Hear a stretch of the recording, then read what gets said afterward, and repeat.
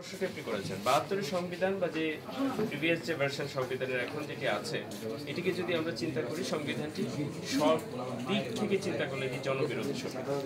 আপনি যতই বলেন জনগণের যে সংবিধানের দোহাই দিয়ে জনগণকে রাস্তায় নামতে হয়, যে সংবিধানের অনুচ্ছেদগুলি নিয়ে কোর্ট কাচারি এটা সেটাতে দৌড়িয়ে গিয়েও কোনো ফায়দা পায় না, ওই সংবিধান আসলে জনমুখী কোনোভাবেই আমরা বলতে পারি না। এই সংবিধানটি তৈরি করা হয়েছিল রাজনীতিবিদদের ব্যক্তি এবং গোষ্ঠীর স্বার্থ রক্ষা করার জন্য।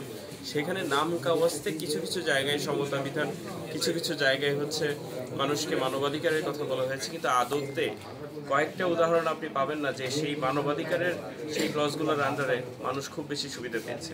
এখন প্রশ্ন হচ্ছে যে নতুন এই অভ্যুত্থানের পরে, এই বিপ্লবের পরে যাই আমরা বলছি, তারপরে যদি কোনো সংবিধান সংস্কার হয় সেটি কীভাবে কেমন হওয়া উচিত। যে প্রশ্নটি প্রথম কথা, এই জেনারেশন সংবিধানকে কতটুকু কেয়ার করে এটি আগে জানতে হবে।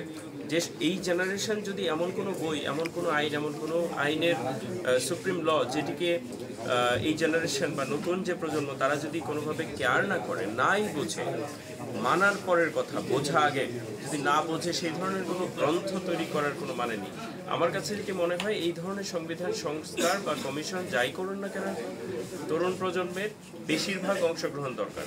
কারণ হচ্ছে যে প্রজন্মের অংশগ্রহণ, যারা এটি মানবে, যারা এটি নিয়ে সামনের দিকে যাবে, তাদের মতামত দরকার। আজকে থেকে 20 বছর পরে কনস্টিটিউশন কি বলবে সেটা এখনকার জেনারেশন বলতে পারবে।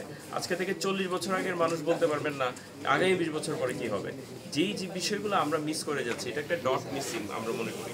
আরেকটি বিষয়, সংবিধানের প্রত্যেকটা অনুচ্ছেদের মধ্যে একটা জিনিস রিফ্লেক্ট করতে হবে, এটি মানুষের জন্য বলছে নাকি কোনো গোষ্ঠীকে সাপোর্ট করছে।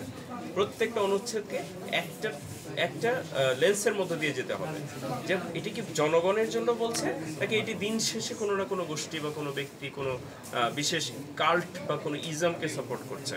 এই বিষয়গুলি দেখে আমার মনে হয় যে কনস্টিটিউশন অ্যামেন্ডমেন্ট বা সংস্কার বা পুনর্লিখন বা একেবারেই নতুন করে নেওয়া, এই প্রত্যেকটি বিষয় ডিপেন্ড করছে। ধন্যবাদ। Thank you.